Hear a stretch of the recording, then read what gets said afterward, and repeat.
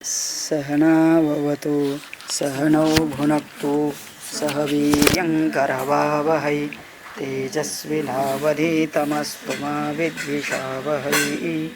ॐ शान्ति शान्ति शान्तिः।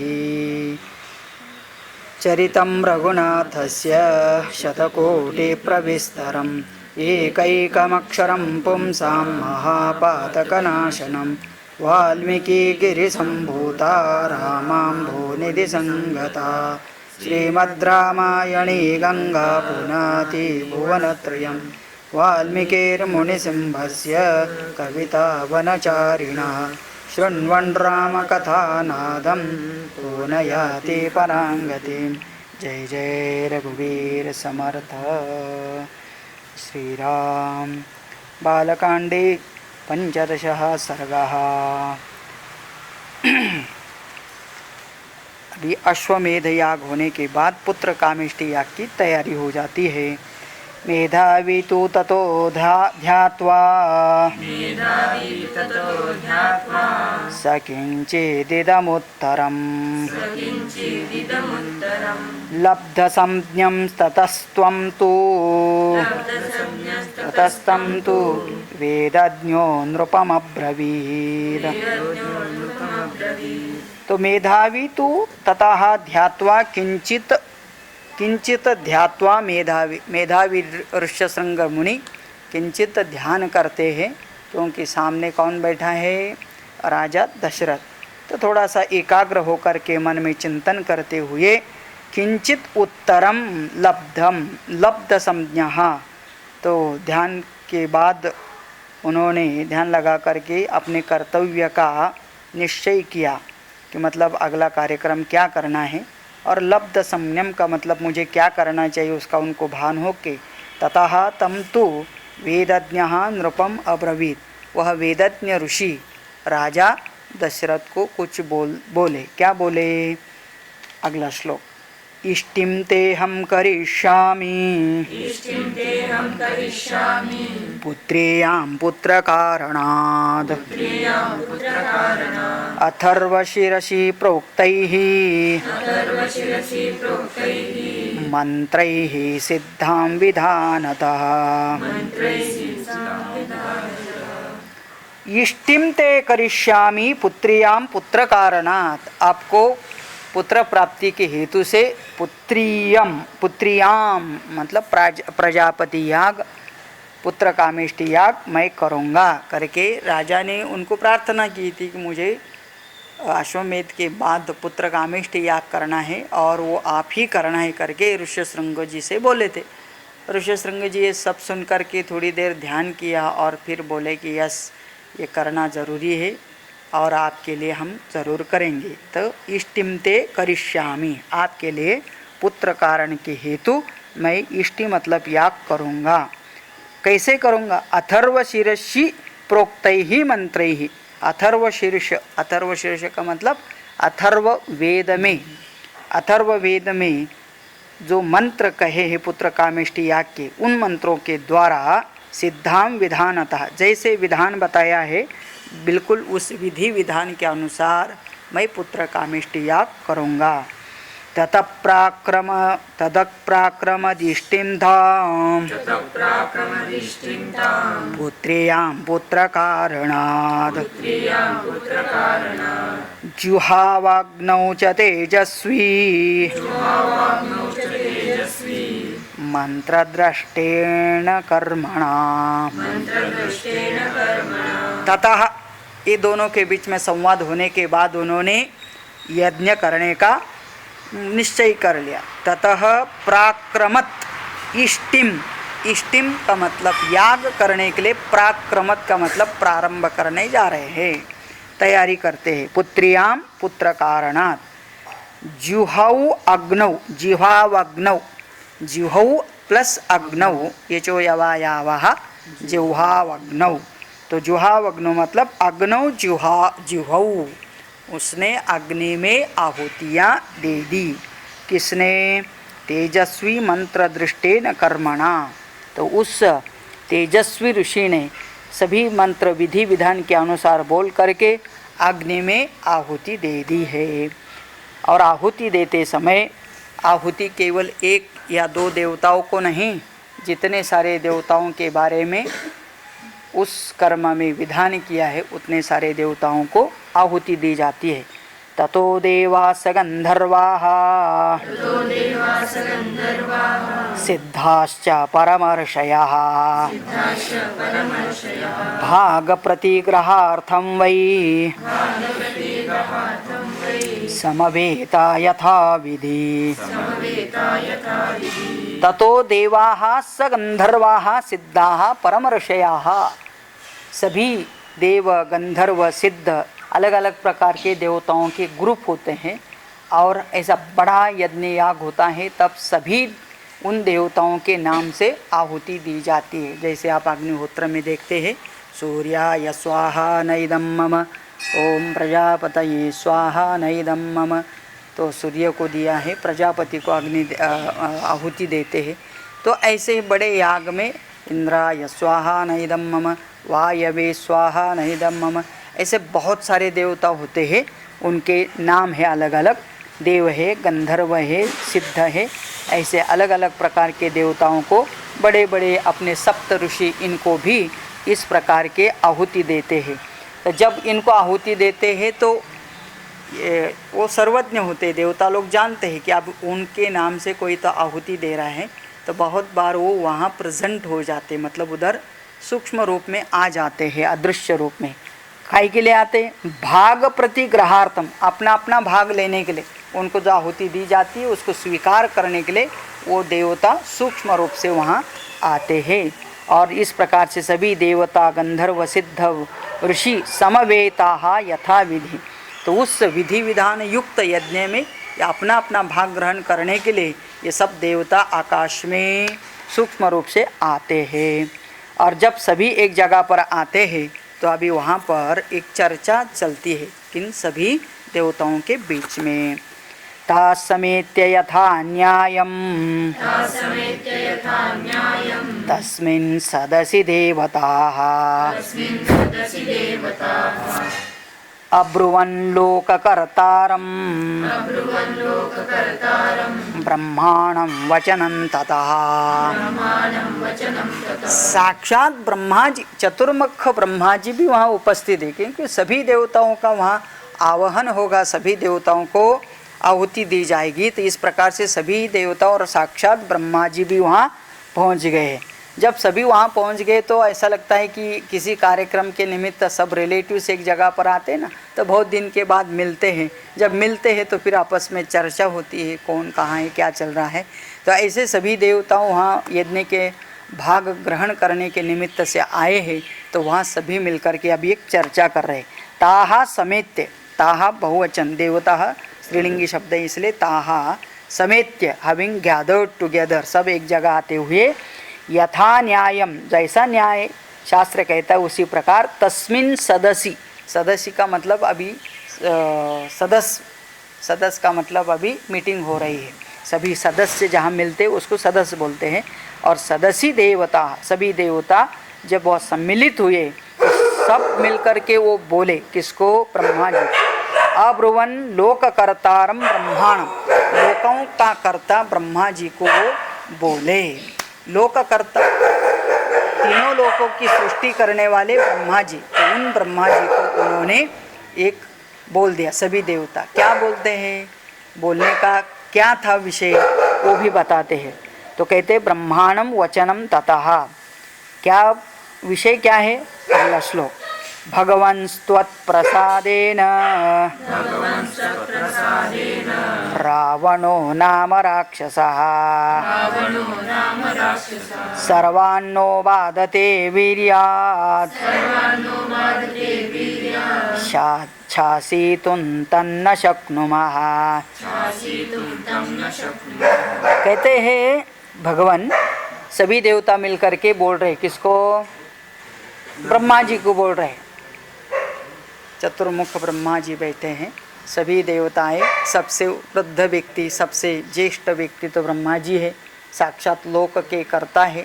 सभी है ना, तीन देवता का नाम सुना है, ब्रह्मा विष्णु महेश, तो ब्रह्मा जी का काम ही बैठ कर के ये सृष्टि रचना करना है। हाँ, विष्णु जी का काम है इसका मेंटेनेंस देखना है, मतलब वो ठीक तरह से चलता है। और शंकर जी कहते हैं कि मैं लास्ट में आता हूँ, सब इसका काम ख़त्म करना है तो उसका मैं लय कराता हूँ करके शंकर जी। तैसे सृष्टि स्थिति लय करने वाले तीन देवताओं में ब्रह्मा जी तो सृष्टिकर्ता माने जाते। तो ये सृष्टिकर्ता ब्रह्मा जी को बोले सभी देवता मिल कर के, भगवान त्वत्प्रसादेन रावणो नाम राक्षसाः, रावण नाम का राक्षस तपश्चर्या करके आपको प्रसन्न कर लिया और आपने बिना सोचे समझे, ऐसा तो नहीं बोले वो, लेकिन बोले कि आपने उसको क्या कर दिया, वर दे दिया। तो कहते हैं कि भगवान आपने त्वत्प्रसादेन, आपके कृपा प्रसाद से वो रावण नाम का राक्षस क्या कर रहा है, सर्वान नह बाधते, नह हमको, अस्मान नह, अस्मान सर्वान नह बाधते, वो हमको सबको बाधा करता है, हमको तकलीफ देता है। क्यों तो आपको तकलीफ दे रहा है सबको, वीर्यात, उसका सामर्थ्य इतना बड़ा है, क्योंकि आप जैसे महात्माओं की उसके ऊपर कृपा होने से वो इतना पावरफुल हो गया, तो न शक्नुमः शासितुम तम, उसके ऊपर हम शासन नहीं कर पा रहे। We are not able to control him because he has become so much powerful and it is all because of your blessing. क्योंकि उसने तपश्चर्या की, आपको प्रसन्न कर लिया और फिर उसके बाद जो कुछ पूछ लिया तो तथास्तु बोल दिया आपने। तो क्या बोला था और क्या सामर्थ्य था उसका और क्या उसकी मंशा थी रावण की, वो सब बताते देवता ब्रह्मा जी को। त्वया तस्मै वरो दत्तः प्रीतेन भगवंस्तदा मानयन्तश्च तं नित्यं सर्वं तस्य क्षमामये। त्वया तस्मै वरः दत्तः, तुम्हीच आप ही उनको वर दे दिया है। कौन किसको बोल रहे, सभी देवता मिलकर के ब्रह्मा जी से बोल रहे हैं, ब्रह्मा पितामह आपने ही उसको ऐसा वर दिया है और फिर उस वर के कारण वो इतना पावरफुल, इतना मदोन्मत्त हो गया है, वो हमेशा मतलब उससे बड़ा जो कोई है उसके साथ स्पर्धा करता है और उसको नीचा दिखाने का, उसको नीचे खींचने का उसका प्रयास चल रहा है, किसका, रावण का। और ये सब आपके वर के कारण। और फिर क्या हुआ, दत्तः प्रीतेन भगवन्त्वा, आपकी प्रार्थना किया, आप प्रसन्न हो गए, आप बहुत उसके ऊपर प्यार आया, उसने जो कुछ बोला आपने उसको तथास्तु बोल दिया। और फिर हम लोग का प्रॉब्लम क्या है, आपका आदर रखने के लिए आपने जो वर दिया उसको भी हम स्वीकार करते हैं, नहीं तो आपके वर के विरुद्ध में जाना है। यदि हम रावण को आपके दिए हुए वर के अनुसार चलने नहीं देंगे, इसका मतलब हम उसको विरोध करेंगे। जब विरोध करेंगे तो इसका मतलब होता है कि आपने दिया हुआ वर का भी हम अनादर कर रहे हैं करके। इसलिए हम लोग क्या करते हैं, मानयन्तः तम नित्यम, आपने दिया हुआ शब्द, आपने दिया हुआ वरदान, उसका हम मान रखते हैं, लेकिन उसका परिणाम हो रहा है सर्वम तस्य क्षमामहे, और हम लोग उसको सहन कर रहे हैं। वो तो बहुत तकलीफ देता है, क्या क्या तकलीफ देता है, कैसा देता है करके बताते हैं। उद्वेजयति लोकान् स्त्रीन् उत्स्त्रीतान् द्वेष्टि दुर्मतिः शक्रं त्रिदश राजानं प्रदर्शयितुमिच्छति। उद्वेजयति लोकान् त्रीन्, तीनों लोक में उन्माद कर रखा है उसने, किसने, रावण ने, क्योंकि उसको साक्षात ब्रह्मा जी का वरदान मिलने से इतना पावरफुल हो गया। तो उच्छ्रितान द्वेष्टि दुर्मति, वो दुर्मति का प्रॉब्लम भी ऐसा है, उच्छ्रितान द्वेष्टि, उससे कोई बड़ा दिखता है, उससे कोई पावरफुल लगता है, उसका वो द्वेष ज़्यादा करता है। तो जैसे कि शक्रम त्रिदश राजानम, शक्रम त्रिदश राजानम, शक्र के साथ सभी प्रकार के राजाओं का, शक्र मतलब इंद्र, विशेष करके इंद्र के ऊपर भी उसका आँख है करके मतलब क्या है, मैं इंद्र से बड़ा हूँ, इसलिए इंद्र को भी वो अपने कंट्रोल में रखना चाहता है रावण। और इसलिए प्रदर्शयितुम इच्छति, इंद्र के ऊपर, इंद्र को भी परास्त करना चाहता है। इंद्र को भी अभी तो सभी देवता बोलते तो हमने उसको चूज़ किया है राजा करके इंद्र को हमारा, और उस राजा को ही वो नीचे खींचना चाहते। इसका मतलब वो स्वयं हमारा राजा बनना चाहता है। इतना तकलीफ रावण दे रहा है। और किसको किसको तकलीफ देता है? ऋषीन् यक्षान् सगन्धर्वान् ब्राह्मणान् असुरांस्तदा अतिक्रामति दुर्धर्षः वरदानेन मोहितः। ऋषीन् यक्षान् सगंधर्वान् ब्राह्मणान् असुरांस अतिक्रामति, सबके ऊपर अतिक्रमण कर रहा है ना। ना ऋषि को छोड़ता है, ना यक्ष को छोड़ रहा है, ना गंधर्व को छोड़ता है, ना ब्राह्मणों को छोड़ता है। अभी ये ब्राह्मण का मतलब बहुत बड़े तपस्वी ज्ञानी लोग, इनको भी नहीं छोड़ता है। अतिक्रामति दुर्धर्षः, क्योंकि उसका स्वभाव ही ऐसा दुष्ट है।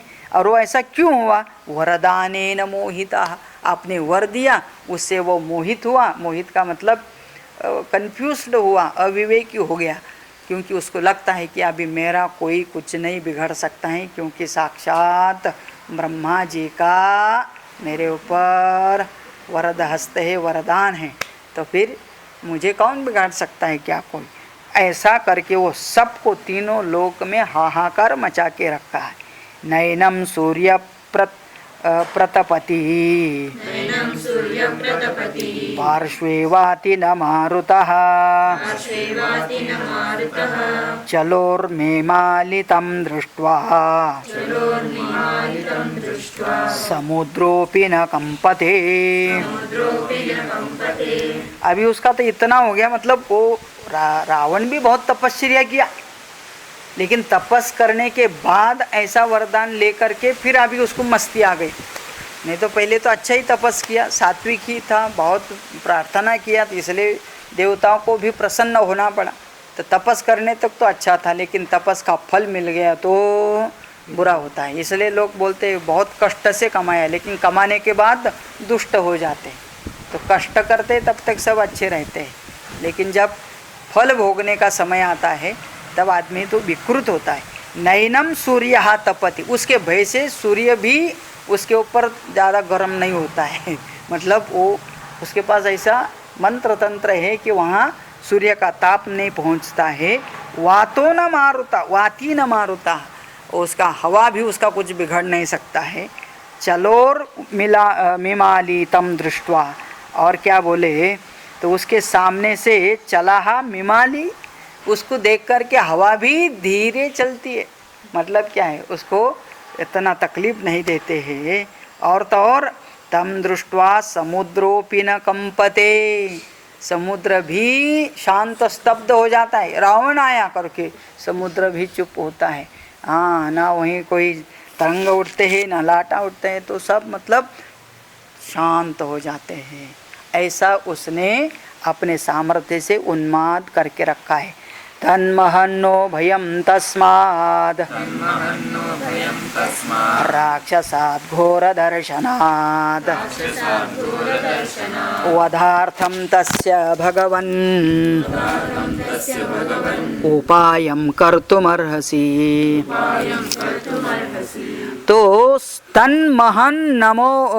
महन्नः भयं तस्मात्, वो बड़ा भयंकर राक्षस है। राक्षसात घोर दर्शनात्, उसका दर्शन ही बहुत घोर है। घोर का मतलब भयंकर है, और उसे हम उसके महान भय प्राप्त हो रहा है। तो मतलब सब लोग उससे भयभीत भी है।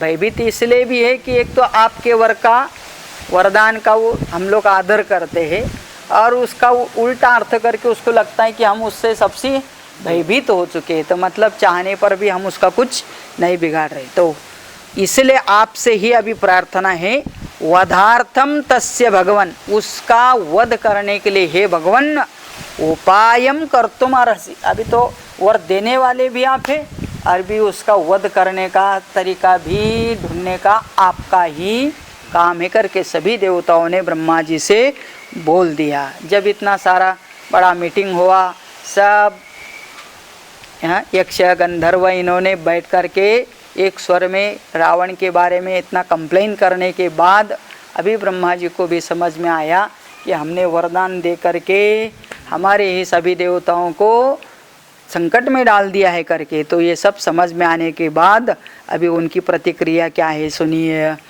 एवमुक्त सुरै सर्वैः चिन्तयित्वा ततो ब्रवीत् हन्तायं विदितस्तस्य वधोपायो दुरात्मनः। एवं उक्तः सुरैः सर्वैः सुरैः एवं उक्तः ब्रह्मा जी सभी सुरों देवताओं के द्वारा ब्रह्मा जी को इस प्रकार से कहने के बाद चिंतयित्वा ततो ब्रवीत। तो ब्रह्मा जी भी थोड़ा सा एकाग्र हो गए, चिंतन किया और सोचा। क्या सोचा? उसके बाद सोच करके बोले हंत अयम विदितः तस्य वधः उपायः दुरात्मनः तस्य दुरात्मनः वधस्य उपायः चिंतितः। मैंने उसके वध का उपाय भी सोच लिया है। अभी वो कौन सा उपाय और कैसा है वो स्वयं बताते। तेन गंधर्व यक्षाणां देवतानां च रक्षसां अवध्योऽस्मीति वागुक्ता तथेत्युक्तं च तन्मया। तो पहले ब्रह्मा जी को याद करना पड़ा क्या मैंने ऐसा वर दिया भी। तो कहते कि एकांत में चिंतन करने से उनको याद आया और बोलते कि यस तेन गंधर्व यक्षाणाम देवतानां च रक्षसाम अवध्यहम अस्मि। तो मैंने उसने बोला था रावण ने कि मैं किनसे मेरा वध नहीं होना चाहिए, किनके हाथ से, ना मैं गंधर्व से मारा जाऊं, ना मैं देवताओं से मारा जाऊं, ना मैं राक्षसों से मारा जाऊं। वहाँ मनुष्य का नाम नहीं डाला उसने। तो मतलब वो समझते थे ये मनुष्य मेरा क्या बिगड़ते, मच्छर के जैसे है, आदमी है, उसको तो हम तो ऐसे ही मतलब क्या है वो कुछ बिगाड़ नहीं सकते मेरे। तो यही भूल उसको अभी तकलीफ देने वाली है। तो वो स्वयं बोला था रावण ब्रह्मा जी से तो गंधर्व यक्ष देवता और राक्षस के द्वारा मैं अवध्यः मेरा वध नहीं होना चाहिए, अवध्यः अस्मि इति वाग उक्ता। और हमने क्या बोल दिया था? ब्रह्मा जी बोलते तथा इति उक्तम तन्मया। तब मैंने उसको तथास्तु बोल दिया था, यस तू जैसा चाहता है वैसे ही होगा। तो फिर आज तक वह ना देवता से ना राक्षसों से ना गंधर्व से ना यक्षों से मारा गया, इसलिए वो अभी पावरफुल होते गया। तो फिर अभी इनके द्वारा वो मारा नहीं जा सकता है ऐसा बोल दिया, तो फिर कोई इसका कुछ बिगाड़ नहीं सकता था। तो अभी क्या कर सकते हैं? तो अभी इसलिए ब्रह्मा जी को आइडिया आया, उसने गलती किया, उस गलती का फ़ायदा कर लेंगे। अभी क्या गलती किया था कि मनुष्यों का नाम नहीं डाला है, तो फिर अभी इसको मनुष्य के रूप में ही कोई आकर के इसका वध कर सकता है। ना कीर्तयदवज्ञात ज्ञानात् तद्रक्षो मानुषस्तदा तस्मात् स मानुषाद्वध्यः मृत्युर्नान्योस्य विद्यते। न अकीर्तयत् अवज्ञानात्, उसने अवज्ञानात्, अवज्ञानात् का मतलब अवहेलनास्तव, अवहेलना का मतलब तुच्छ समझना, हीन समझना। ये मनुष्य मेरा क्या बिगड़ता है, तो इनका इसलिए वो विचार ही नहीं किया कि इनके द्वारा मुझे कोई खतरा भी है, और इसलिए अवज्ञानात् न अकीर्तयत्, उसने बोला नहीं वो अपना वर मांगते समय। तद रक्षः मनुष्यांस्तदा, तो वह राक्षस मनुष्यों को तुच्छ समझ करके उनको लिस्ट में नाम ही नहीं डाला। तस्मात् स मानुषात् वध्यः, और इसलिए ब्रह्मा जी बोलते हैं अभी यही पॉइंट है कि यदि देवताओं से वो मारा नहीं जाता है यक्ष राक्षसों से, तो वो जरूर मनुष्य के द्वारा मारा जा सकता है। और इसलिए मृत्यु न अन्यः अस्य विद्यते, और फिर दूसरा कोई मार्ग ही नहीं बचा है उसको मारने के लिए। अब ये केवल मनुष्य रूप में से ही कोई इसको मार सकता है, मनुष्य के हाथ से यह मर सकता है। लेकिन मनुष्य भी उस प्रकार का होना चाहिए। उस ऐसे दशानन के सामने कोई सामान्य मनुष्य जाए तो उसका तो वो कुछ नहीं बिगाड़ सकेगा। तो इसलिए फिर मनुष्य के रूप में कौन तो बड़ा आदमी है, बहुत बड़ा कोई तो आना चाहिए करके। तो इसलिए अभी सब चिंतन कर रहे हैं कि अभी ये कैसा किया जा सकता है। एतत् श्रुत्वा प्रियं वाक्यं ब्रह्मणा समुदाहृतं देवा महर्षयः सर्वे प्रहृष्टास्ते भवंस्तदा। तो ब्रह्मा जी का यह वाक्य सुनकर कि क्या ये देवता यक्ष राक्षसों से नहीं मारा जाएगा, लेकिन मनुष्य के द्वारा इसका मृत्यु हो सकता है, यह बात सुनकर के एतत् श्रुत्वा प्रियं वाक्यं ब्रह्मणा समुदाहृतं, ब्रह्मा जी के द्वारा ऐसा बोला गया तो सबको बड़ा अच्छा लगा। किसको अच्छा लगा? देवाः महर्षयः सर्वे प्रहृष्टाः, बहुत खुश हो गए सब लोग। ते अभवंस्तदा, तो सब लोग उस समय खुश हो गए। क्या खुश हो गए? अरे कोई तो उपाय तो मिला कम से कम। हाँ, हर दिन कोरोना के लिए ये लस आया वो लस आया, खाली सुनते ही लोग खुश हो जाते कि हाँ अभी DRD से भी कोई नया पाउडर आया, ऑक्सीजन के लिए उपयोगी पड़ेगा। तो हर news give some kind of hopes, satisfaction, ऐसे इनको भी लगा। तो इसीलिए एतस्मिन्तरे विष्णुः उपयातो महाद्युतिः शङ्खचक्रगदापाणिः पीतवासा जगत्पतिः वैनतेयं समारुह्य भास्करस्तो यदं यथा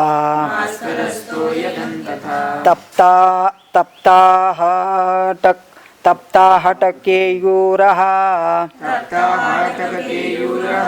वन्द्यमानसुरोत्तमैः। तो एतस्मिन् अनंतरे, इनका यह मीटिंग हुआ, सब बातचीत हुआ, चर्चा हुआ, उसी के अगले क्षण में वहाँ भगवान विष्णु भी पधारते हैं, क्योंकि वो भी यज्ञ में पार्टिसिपेट कर रहे, क्योंकि उनको भी यहाँ आहुति मिलने वाली है। और इसीलिए एतस्मिन् अंतरे विष्णुः उपयातः महाद्युति महाप्रकाशवान तेजस्वी महाविष्णु पधर गए। कैसे आए? सशंख चक्र, तो कहते शंख चक्र गदा पाणी, उनके चार हाथ है, तो चारों हाथ में क्या रखा है उनके? शंख चक्र गदा और गदा पाणी, पाणी मतलब हाथ में, तो 3 हाथ में 3 चीज धारण रखी है, शंख चक्र और एक हाथ में गदा। एक हाथ खाली है तो एक हाथ में वरदहस्त दे दिया है, सबको तथास्तु बोलने के लिए भी एक हाथ खाली रखना पड़ेगा ना। तो 3 हाथ में शस्त्र धारण किया है और एक हाथ सबको अभय वरदान देते हैं करके। और कैसा ड्रेस पहना हुआ है? पीतवासा जगतपति, या जगतपति भगवान विष्णु पीताम्बरधारी, पीतवासा मतलब येलो ड्रेस, येलो धोती लगा के आए हैं, वही उनका स्पेशलिटी है। और कैसे उनका व्हीकल, किस गाड़ी से आए हैं? वैनतेयम समारूह्य, वैनतेय का मतलब साक्षात गरुड़, आकाश मार्ग से विमान के जैसे वह आता है। भास्करस्तो यदम यथा, बिल्कुल कैसे लग रहे थे वो? तो भास्कर, उसके दोनों हाथ, तो उसके वो जो भुजा थे ना, इसके विष्णु के भुजाएं और गरुड़ का भी सुवर्ण पक्ष जैसे थे उसके, और ऐसे चमक रहा था भास्कर के जैसे, मतलब सूर्य के जैसे। और ऐसे तप्त हाटक केयूर वंद्यमान सुरोत्तम, और भी सभी प्रकार के आभूषण पहन रखे थे भुजाओं में, कान में, तो उसको कहते हैं तप्त हाटक केयूर वंद्यमाना सुरोत्तम। सभी प्रकार के देवताओं के द्वारा नमस्कार करने योग्य ऐसा उनका रूप था, इसलिए वो आते ही सभी देवता खड़ा होते हैं, सब भगवान विष्णु को झुक के नमस्कार करते हैं। ब्रह्मणा च समागत्य तत्र तस्थो समाहितः तमब्रुवन् सुराः सर्वे समभीष्टोय सन्नतः।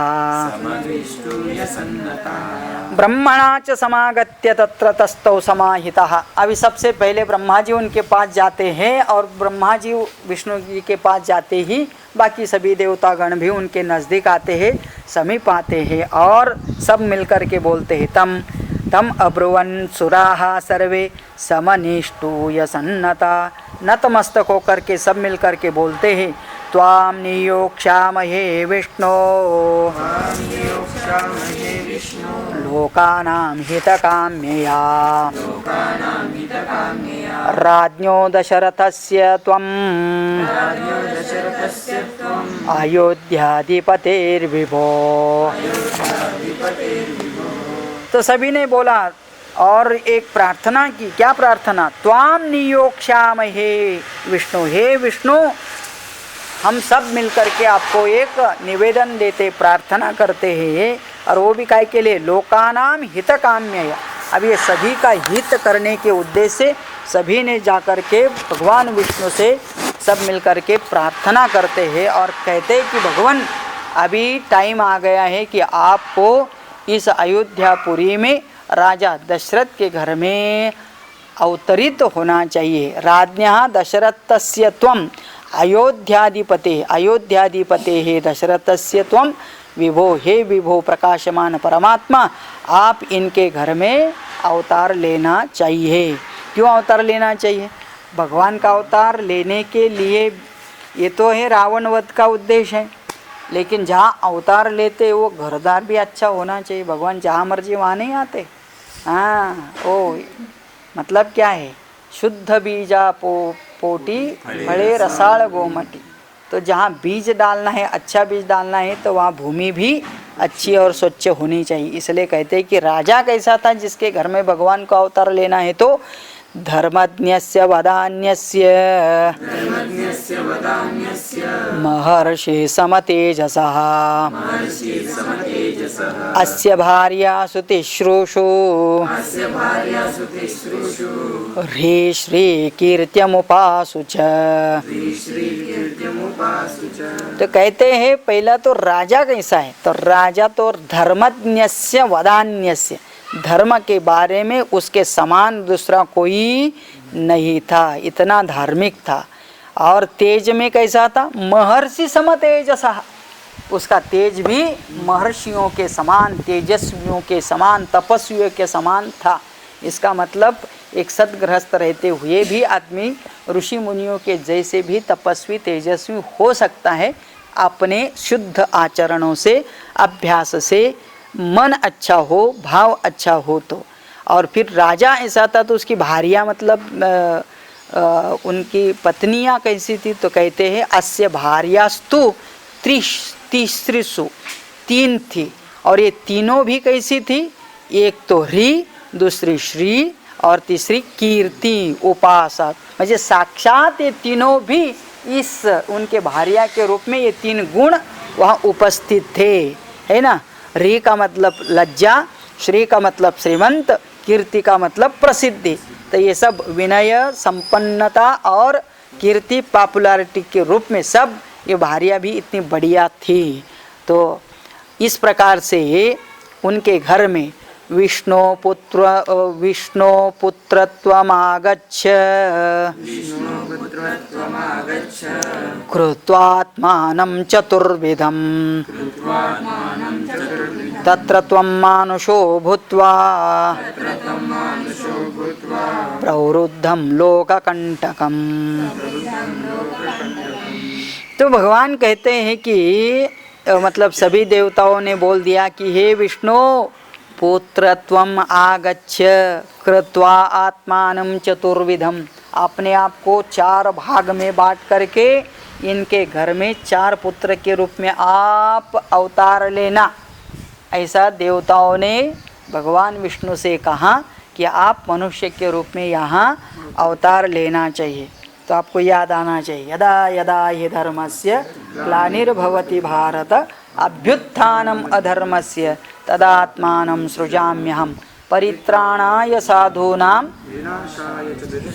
विनाशाय च रावणादीनां।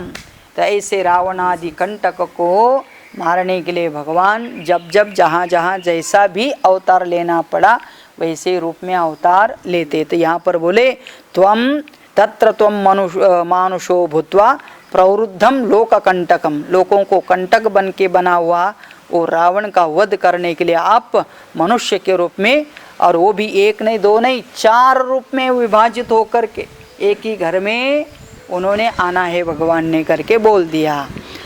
अवध्यम देवतैर्विष्णो समरे जहि रावणम सही देवान् स गंधर्वान् सिद्धांश ऋषि सत्तमान् राक्षसो रावणो मूर्खः वीर्योद्रेकेण बाधते। तो अवध्यः, फिर वो रिपीट कर रहे हैं कि ये रावण कैसा है। तो रावणम अवध्यम, किनके द्वारा अवध्य है, देवतै ही, हे विष्णु देवताओं के द्वारा भी जो मारा नहीं जा सकता है, ना वो कभी किसी युद्ध में मारा जा सकता है, ऐसा वो प्रबल रावण अभी उसका सही देवानां संगंधर्वानां सिद्धानां च ऋषि सत्तमान राक्षसो रावणो मूर्खः वीर्योद्रकेण बाधते, सबको अपने सामर्थ्य से बाधित कर रहा है, तकलीफ देता है सभी देवताओं को, ऋषियों को, यक्ष राक्षस को। तो इसलिए उसका वध करना आपका ही अभी कर्तव्य है, आप ही ये कर सकते करके सभी देवताओं ने भगवान विष्णु के ऊपर इस प्रकार का प्रेशर डाल दिया, मतलब सब उनके ऊपर ये दायित्व दे दिया। तो फिर आगे क्या होता है, तो भगवान कहते हैं ऋषयश्च ततस्तेन गंधर्वाप्सरसस्तथा क्रीडन्तो नंदनवने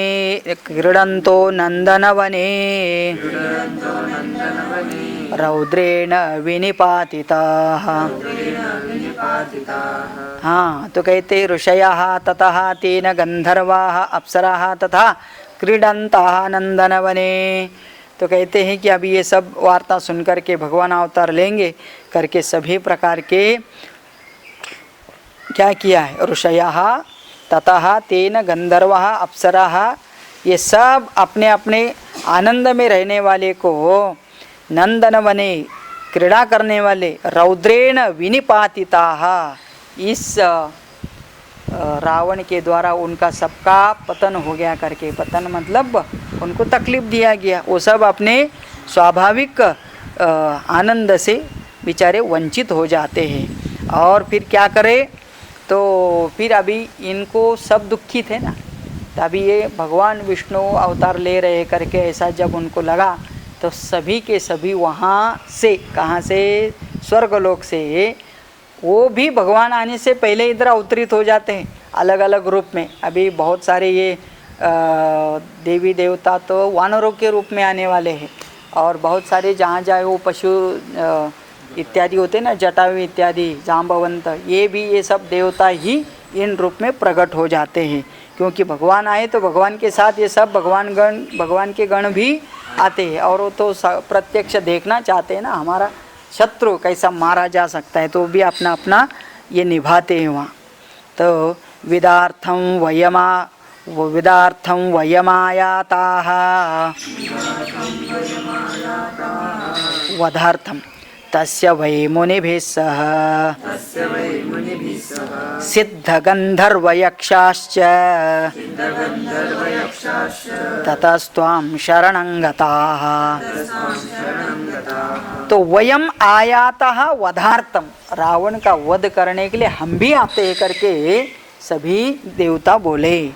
वही मुनि भी सह, केवल हम देवता ही नहीं, मुनि भी आना चाहते सब, सिद्धाः गंधर्वाः यक्षाः ततः त्वां शरणं गताः, हम सब लोग पहले आपको शरण आते हैं, और आप यदि अवतार लेते हैं तो आपकी सहायता के लिए हम सब अवतार ले सकते हैं, यहाँ जन्म ले सकते हैं। तत्वं गति परमादेव सर्वेषां न परन्तप वधाय देव शत्रूणां नृणां लोके मनः कुरु। त्वं गति परमा, त्वं परमा गति, हे देव, हे महाविष्णु, त्वमेव सर्वेषां नः परान्, हे परंतप, हे देव, हे परंतप, आप ही हमारी गति है। का मतलब अभी आप ही इस संकट से हमको मुक्त कर सकते हैं और इसलिए हम सब आपको शरण आते हैं। और वधाय देव शत्रुणाम, आप इनका देव शत्रु का, देवों का शत्रु रावण, उसका वध करे। और इसलिए आप नृणाम लोके मनक कुरु, इस नृणाम नरलोक में अवतरित होना, मनुष्य के रूप में अवतरित होने के लिए आप मन बनाइए। Please have the mind to take the birth in the form of human being. ऐसे सब देवताओं ने भगवान विष्णु से इस प्रकार की प्रार्थना की। तो फिर स्तुति भी करते हैं। एवं स्तुतस्तु देवेशः विष्णुस्त्रिदश पुंगवः पितामह पुरोगांस्तान् सर्वलोक नमस्कृतः अब्रवीत्रिदशान् सर्वान् समवेतान् धर्म संहितान्।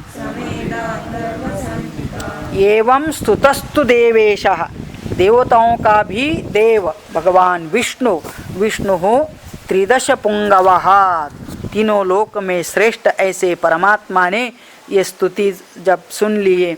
पितामह पुरोगांस्तान, सबके आगे कौन थे? पितामह का मतलब भगवान ब्रह्मा जी, वो सबको लीड कर रहे थे ना। तो मतलब ब्रह्मा जी सहित सभी देवता भगवान विष्णु के पास जाते हैं और इस प्रकार से जब प्रार्थना करते, स्तुति करते हैं, नमस्कार करते हैं। और अब्रवीत त्रिदशान सर्वान समेतान धर्म संहितान, सभी धर्मपरायण देवताओं से कहा परमात्मा ने। तो मतलब अभी भगवान विष्णु सबको आश्वासन देते हैं। क्या आश्वासन दे रहे हैं? भयं त्यजत भद्रं वो हेतार्थं युधि रावणं सपुत्र पौत्रं समात्यं समन्त्री ज्ञाति बांधवं हत्वा क्रूरं दुराधर्षं देवर्षीणां भयावहम्। तो भगवान कहते हैं भयम त्यज भद्रम वो हितार्थम युवा। तो भयम त्यज, आप सब लोग पहले क्या करो? अभी भय से मुक्त हो जाओ, डर छोड़ दो। उसका क्या करना है मैं देख लेता हूँ। क्यों? भयम त्यजत भद्रम वो, तुम सबका कल्याण हो। हितार्थम युधि रावणम, युद्ध में मैं रावण का वध करो। खाली रावण का वध करोगा? नहीं। तो कहते हैं सपुत्र पौत्रम समात्यम, पुत्र पौत्र के साथ, मतलब पूरा उसका वंश ही खत्म करते हैं।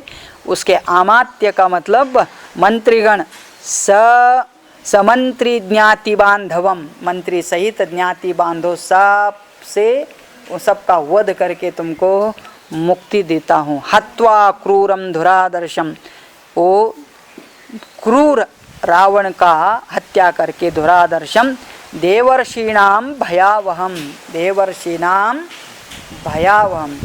तो सभी देव और ऋषि को भय जिसका लगता था, अभी उसको उससे मुक्ति दिलाता हूँ। ऐसा भगवान विष्णु ने ब्रह्मा जी सहित सभी देवताओं को आश्वासन दिया और वो बड़े सब खुश हो गए। तो कहते फिर अभी मैं जाऊँगा, तो क्या शॉर्ट विजिट के लिए जाना है क्या? तो भगवान के कुछ अंश अवतार होते हैं, मतलब कुछ क्षण के लिए, लेकिन कुछ ऐसे अवतार होते हैं कि वो पूर्ण अवतार का मतलब एक बार वहाँ गए तो पूरा समय तक रह करके वहाँ का पूरा माहौल ही बदल देते हैं। तो भगवान कहते आगे दश वर्ष सहस्राणि दश वर्ष शतानि च वत्स्यामि मानुषे लोके पालयन् पृथ्वीमिमाम्। दश वर्ष सहस्राणि, कितना सालों तक मैं वहाँ राज्य करूँगा? 10 वर्ष सहस्राणि, इसका मतलब 10 वर्ष प्लस 10 वर्ष शतानि च, तो मतलब टोटल होता है 11,000 वर्ष तक मैं वहाँ राज्य करूँगा, भूलोक में रहूँगा, पृथ्वी का पालन कर। 10 वर्ष सहस्राणि 10 वर्ष शतानि च वत्स्यामि मानुषे लोके, मनुष्य लोक में मैं इतना लंबा निवास करूँगा। और फिर पालयंच पृथ्वीम इमाम, इमाम पृथ्वीम पालयं, अभी जहाँ पृथ्वी पर अभी ये पुत्र कामेष्ट याग हो रहा है, वहाँ पर मैं इस भूलोक में आकर के इतना सालों तक, हाँ इसको कहते प्लानिंग। तो काय के लिए आ रहा हूँ? तो रावण का वध के लिए आ रहा। फिर कितने साल तक यहाँ रहूँगा? 11,000 साल तक इधर रह करके पूरे पृथ्वी का अच्छी तरह से पालन करूँगा करके। हमारा प्लान कितना है?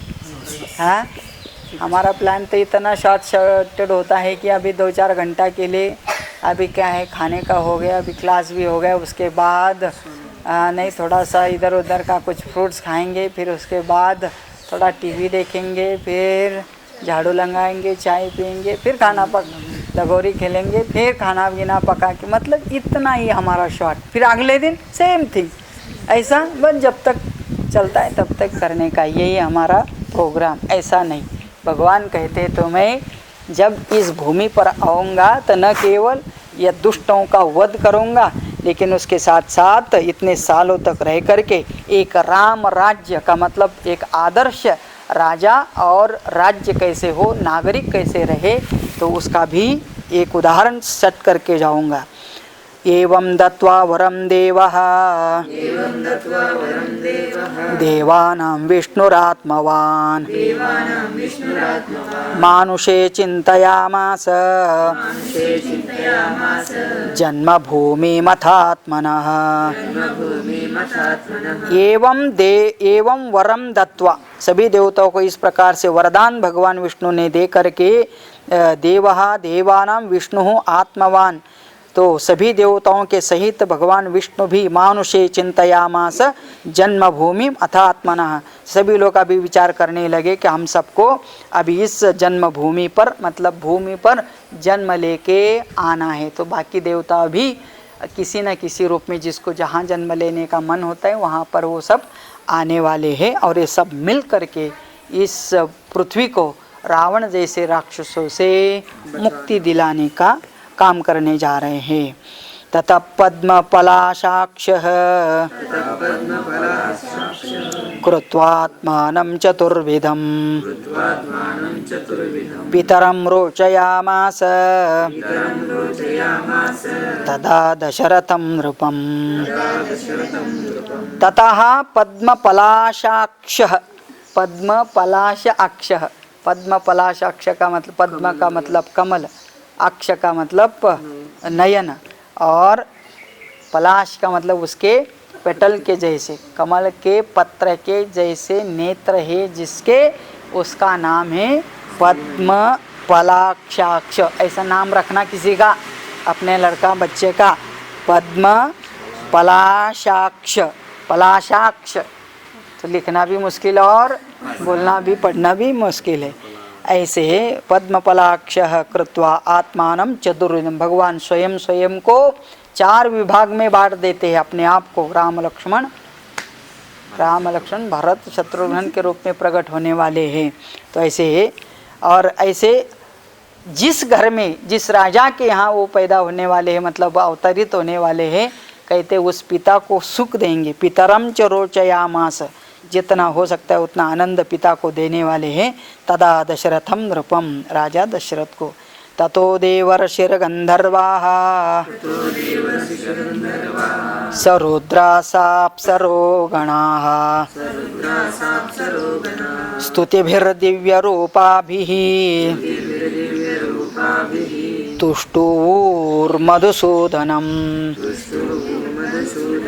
ततः देवर्षि गंधर्वाः सरुद्राः साप्सरगणाः, ये सब देवी देवता जितने भी थे वे देवर्षि थे, गंधर्व थे, सरुद्राः रुद्रगुण थे, और स अप्सरा अप्सरा गण थे। इन सभी ने मिलकर के उस परमात्मा भगवान विष्णु की स्तुति की दिव्य रूपा भी, और सभी लोग दिव्य रूप धारण करके तुष्टुः, स्तु धातु का लिट लकार तुष्टुः, तो सभी ने स्तुति करी परमात्मा की। और मधुसूदनम, भगवान मधुसूदन की स्तुति करते हुए वो सब लोग वापस अपने धाम में चले जाते हैं और फिर भगवान के साथ अवतार लेने का सोचते हैं।